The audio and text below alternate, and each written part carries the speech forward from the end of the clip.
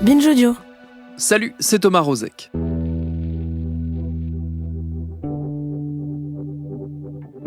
J'ai effectivement été particulièrement scandalisé par le travail, si j'ose dire, de sape de la République, des militants de génération identitaire qui ne sont pas à leur premier coup d'éclat, c'est le moins qu'on puisse dire. Faire fonctionner une stratégie sur deux axes, c'est toujours un peu risqué. C'est ce que tente par exemple depuis un petit moment le groupuscule d'extrême droite Génération Identitaire. D'un côté, on joue le vernis de la respectabilité en allant papoter sur des plateaux d'émissions télé peu regardantes en termes de décence, et de l'autre, on continue les actions qui flattent les bas instincts de militants qui, on ne se refait pas, sont souvent plus branchés coup de boule et pas de loi que débat d'idées et tractage sur les marchés. Le second volet de la stratégie ayant tendance à prendre le pas sur le premier, les démonstrations de force de Génération Identitaire ont fini par attirer l'attention du ministre de l'Intérieur, qui a dégainé non pas son téléphone pour envoyer des textos pour une fois, mais l'une des armes préférées du pouvoir pour assurer qu'il gère les fachos un peu trop énervés, à savoir la menace de dissolution. Une longue histoire unit les groupes d'extrême droite radicale à cet outil politique dont l'utilité réelle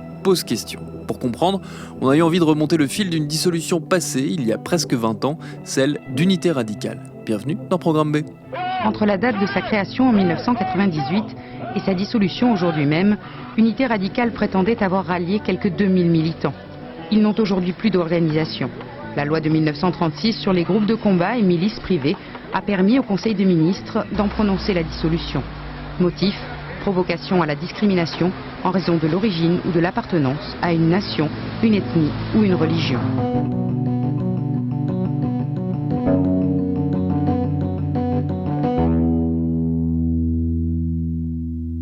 Notre invité pour évoquer cette séquence politique, c'est Nicolas Lebourg. Il est historien, chercheur associé au CEPEL à l'Université de Montpellier, spécialiste de l'extrême droite dont il connaît par cœur les rouages.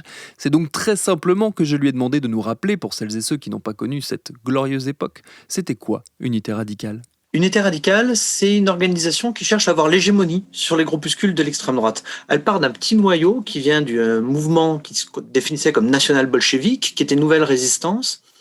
Elle a vu que c'était très compliqué, ce positionnement national-bolchevique. Il y avait eu une certaine qualité intellectuelle, un intérêt des médias, mais au niveau militant, c'était compliqué. Et donc, pour ne pas mourir, il décide de simplifier drastiquement les choses, de s'ouvrir à la jeunesse de type skinhead, à la jeunesse activiste, et on simplifie les choses au niveau ce qu'on pourrait appeler un nationalisme blanc. Ils apparaissent à quelle époque, à peu près, dans le champ politique de l'extrême droite ? C'est la toute fin des années 90. L'extrême droite a été complètement déstabilisée par la scission maigretiste en 98-99. Donc, ils vont essayer de trouver leur place dans ce contexte-là. Et puis, donc, comme ils sont la queue de queumette de Nouvelle Résistance, c'était l'adaptation au monde de l'après-guerre froide. Donc, puisque l'Union soviétique était tombée, on se disait nationaux-bolcheviques de manière provocatrice. Là, on acte que tout ça est fini. Et Unité Radicale, c'est clairement la question de l'immigration qui est posée comme question centrale, la question ethnique. C'est qui les membres de ce groupe-là ? On sait à peu près comment ça se compose ? Alors, Unité Radicale, il y a une très grande différence entre les cadres et les militants de base. Dans les cadres, le secrétaire général, au départ, c'est Christian Bouchet, qui va être jusqu'en avril 2002. Christian Bouchet, il a fait tous les mouvements nationalistes révolutionnaires depuis les années 70. C'est quelqu'un qui a un doctorat, c'est un intellectuel. Il correspond bien, en fait, à l'idée de Charles Maurras. Nous devons être intellectuels et violents. C'est un intellectuel qui pense que ça ne suffit pas, le livre. Il y a des jeunes gens bourrés de talent qui vont continuer à faire parler d'eux, qui viennent, eux, de la jeunesse activiste, de la jeunesse skinhead, qui sont Fabrice Robert, qui deviendra le président des Identitaires, et Philippe Vardon, qu'on va retrouver aujourd'hui à la direction du Front National, et qui va être pendant longtemps la figure tutélaire des Identitaires. Ça, c'est les figures les plus connues. Mais il faut bien voir, là, on a affaire à des gens qui ont un capital intellectuel, un capital culturel. Fabrice Robert, également, avait fait un mémoire de sciences politiques, etc. Le militant de base, c'est beaucoup plus ce que vise l'Unité Radicale. De toute façon, eux disent c'est la jeunesse prolétaire blanche. Et effectivement, quand vous regardez les militants du mouvement Occident dans les années 60, vos lycéens, par exemple, c'est des lycéens, en fait, des classes préparatoires des grandes écoles. Là, on est en lycée technique, technologique. On est vraiment sur un gros déclassement social. On est chez les prolétaires. Et le groupe, en tout, c'est à peu près 150 personnes. Alors, ça peut vous paraître absolument rien si vous pensez en grand nombre, mais en fait, c'est très bien. Dans l'extrême droite radicale, c'est très bien. Ils commencent à une cinquantaine, ils triplent leur base. Et les mouvements les plus connus comme un mouvement comme Troisième Voie, il faut bien se rendre compte, dans les années 80, c'est 350 militants au sommet. La Fédération des étudiants nationalistes, qui est le principal mouvement dans les années 60, dont on parle des décennies après, c'est 350 militants également. Donc, à l'extrême droite, c'est pas mal, 150. Comment ils se font connaître, Unité Radicale, à l'époque ? Comment est-ce qu'on les découvre ? Comment est-ce qu'ils existent, même dans un paysage médiatique qui n'est pas encore celui qu'on connaît aujourd'hui ? Alors, il va y avoir deux choses pour se faire connaître. Il va y avoir d'une part le fait d'arriver à mettre la main sur le sigle GUD. Et alors ça, c'est extrêmement important parce que le GUD, ça ne veut pas dire grand-chose en fait. C'est un label qu'il faut arriver à pouvoir utiliser avec l'accord des générations précédentes pour que ça se passe bien. Mais par contre, c'est tout un légendaire, le GUD. Ça fait rêver le jeune militant radical de droite qui d'un coup d'un seul se retrouve dans le légendaire des bagarres du GUD des années 60 comme s'il y était. Ça fait très peur aux gens de gauche dès qu'ils voient le nom GUD. Si on leur dit qu'il y a une section du GUD montée dans leur ville, qui paniquent, qui disent qu'ils vont se faire lyncher. Donc c'est formidable au niveau publicitaire et c'est pensé noir sur blanc par les cadres d'Unité Radicale qu'ils ont avoir besoin de cet activisme publicitaire. D'un autre côté, il y a des choses dans le terme du combat culturel. Les cadres d'Unité Radicale sont intimement convaincus que le combat culturel tel qu'il a été pensé par la nouvelle droite, c'est-à-dire on va produire du savoir et puis on va avoir nos universitaires, etc., qui était un échec quand même grosso modo, n'est pas bon. Que le combat culturel, il doit être populaire. Il doit être vers les masses et en particulier, il doit être vers les catégories populaires qui sont les gens sociologiquement les plus faciles à attirer vers soi. Et alors là, on va avoir des choses intéressantes avec Fabrice Robert est un musicien, Philippe Ardon aussi. Et par exemple, ils vont faire des compiles à distribuer pour la fête de la musique. Et dans leur groupe lui-même, ils ont un groupe de... Alors d'abord, c'est pas de la oi, c'est du métal. Il y a aussi la volonté de rompre avec tout ce folklore-là déjà. Les chansons sont aussi faites pour vous politiser. Ce que disait Robert à l'époque, c'est on veut être ce que des groupes comme Zebda, comme les Béruriers Noirs ont été à la gauche. Avec plein de gens qui en fait se sont fait une conscience politique sur les thèmes de la gauche, pas en allant lire à 18 ans Marx, Jaurès et tout ce que vous voulez, mais parce qu'ils écoutaient les Berrues, que ça leur plaisait, qu'ils dansaient sur Zebda, que ça leur plaisait. Et ils cherchent à faire la même chose. Donc il y a différentes stratégies qui sont faites pour se compléter. Europe, jeunesse, révolution. Qu'est-ce qui se passe le 14 juillet 2002 et qui change radicalement, j'ai envie de dire, sans mauvais jeu de mots, qui change radicalement le destin d'Unité Radicale ? Alors le 14 juillet 2002, il y a un jeune militant qui s'appelle Maxime Brunery qui va tirer sur le président de la République.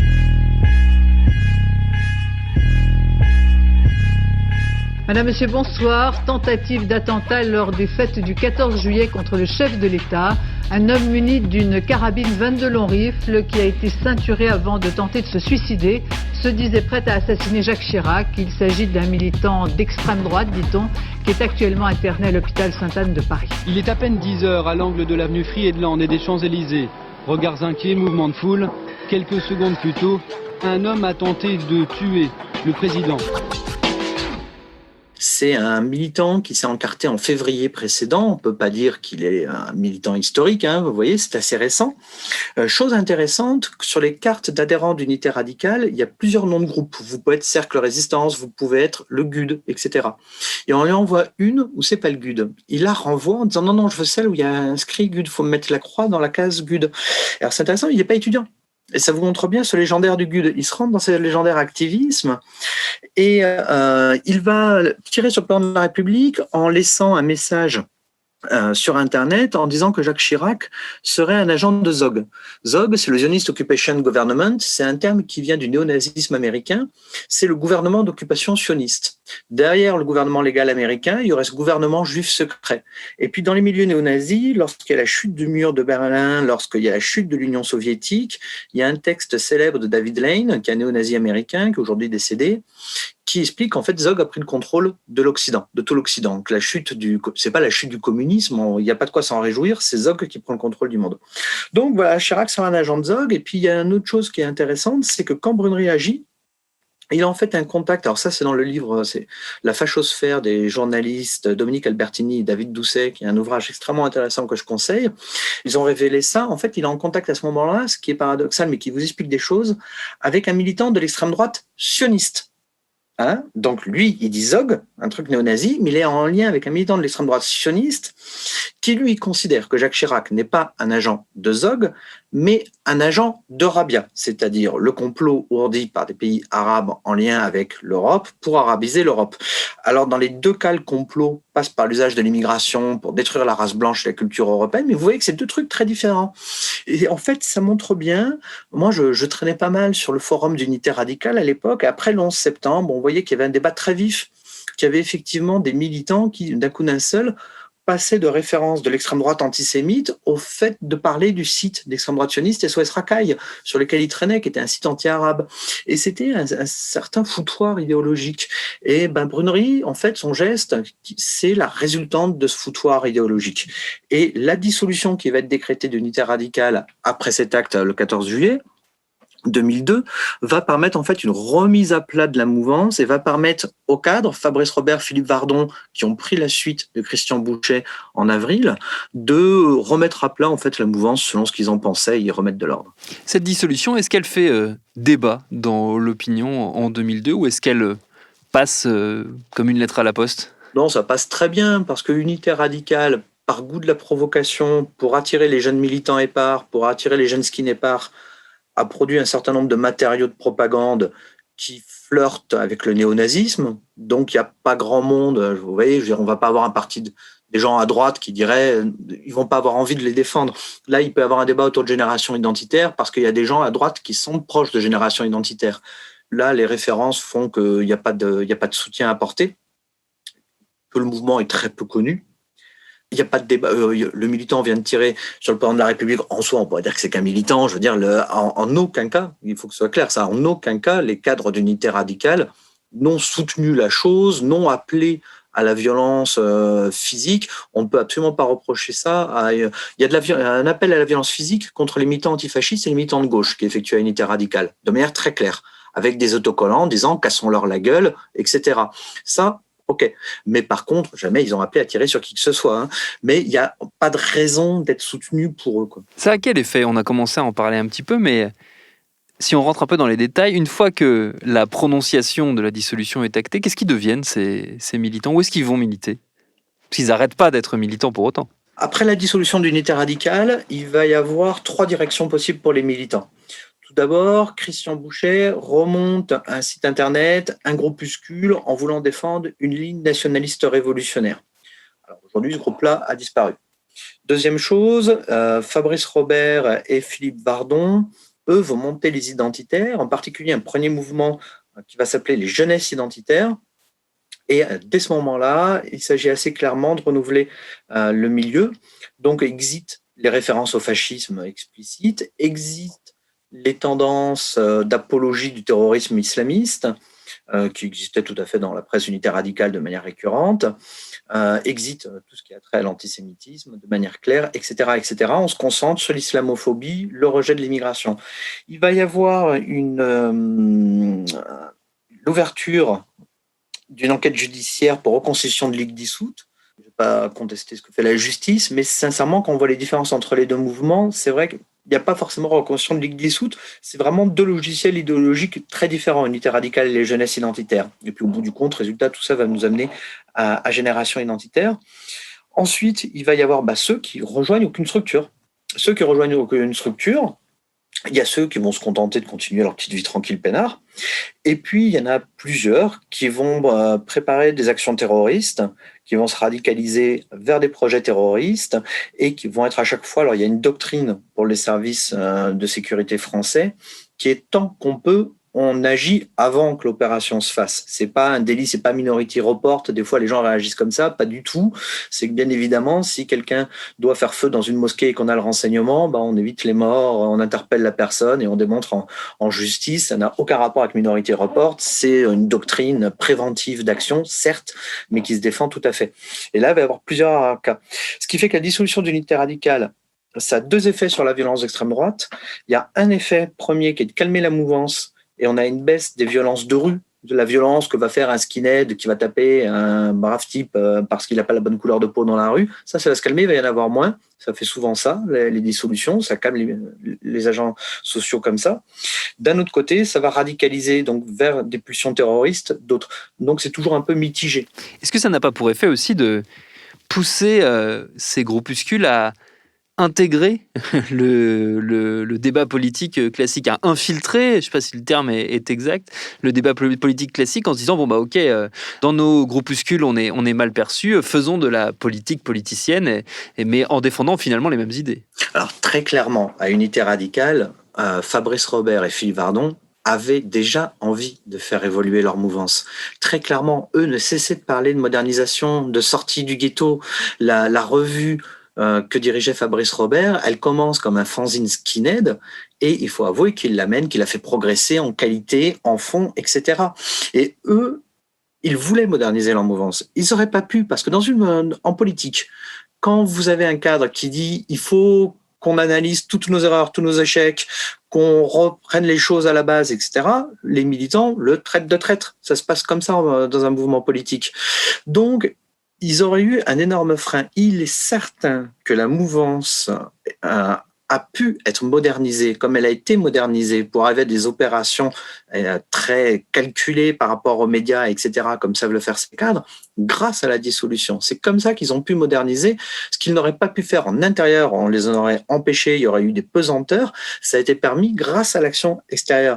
De même, vous savez, un militant qui se définissait lui-même comme fasciste, c'est assez simple, il le dit lui-même, qui était François Duprat, qui était le numéro 2 du Front National jusqu'à son assassinat en 1978, c'est lui qui convainc Jean-Marie Le Pen de la ligne d'opposition à l'immigration par rapport au chômage. C'est lui qui invente le slogan « 1 million de chômeurs, c'est 1 million d'immigrés en trop ». Et Duprat ne serait jamais arrivé à imposer cette transformation dans la politique, dans la propagande de l'extrême droite, s'il n'y avait pas eu la loi antiraciste de 1972. Jusque-là, les discours des groupuscules, c'est toujours sur la question raciale. Et Duprat se tue à expliquer dans ses écrits, il dit la question raciale, ça rebute les gens.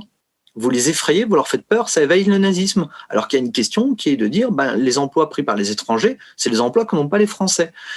Il n'aurait jamais pu, sans le moderniser comme ça la mouvance, s'il n'y avait pas eu la loi antiraciste de 1972, où, ça y est, de toute façon, les gars, vous ne pouvez plus le dire maintenant. Donc, il reste mon argument. Si on va jusqu'au bout de la logique, est-ce que c'est pas rendre service à ces groupes-là que de les dissoudre? À la fois, ça les place dans une situation de martyr qui est quelque chose qu'ils aiment assez finalement, qui peut faire florès politiquement, qui est toujours intéressant à exploiter.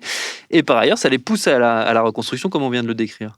Tout à fait, bien évidemment, les mouvements d'extrême droite, si vous voulez, et puis les mouvements radicaux en règle générale, la dissolution, c'est un processus darwinien. Les plus faibles, les moins motivés vont disparaître, effectivement, et les meilleurs vont pouvoir s'adapter et être plus efficaces. C'est exactement ça, c'est un processus darwinien.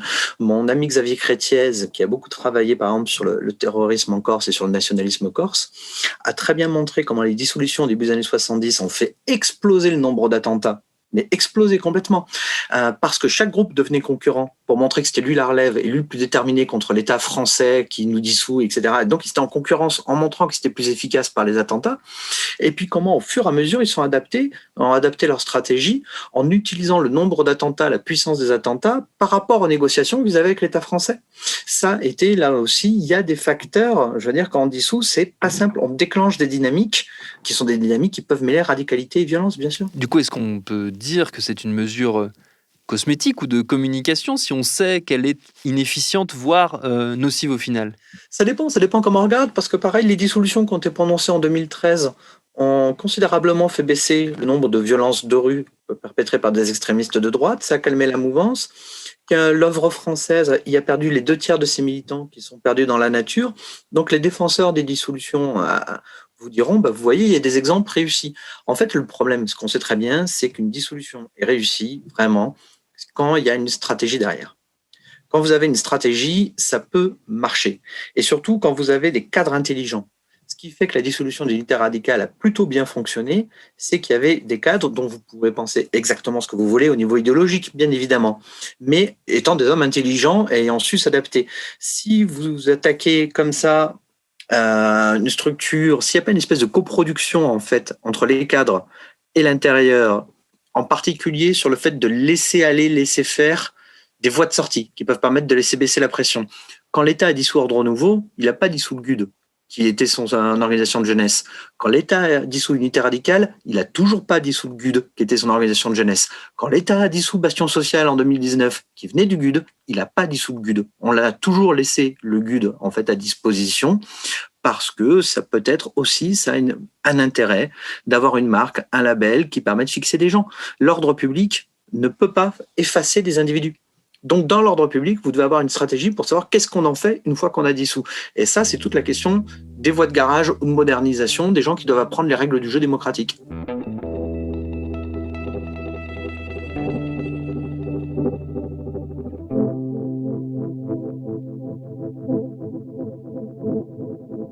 Et le dernier livre paru de notre invité n'est pas directement lié à notre sujet du jour, même si, indirectement, il a avec lui bien des liens. Il s'appelle « Les nazis ont-ils survécu ? Enquête sur les internationales fascistes et les croisés de la race blanche ». C'est sorti en 2019 au Seuil, c'est tout à fait passionnant.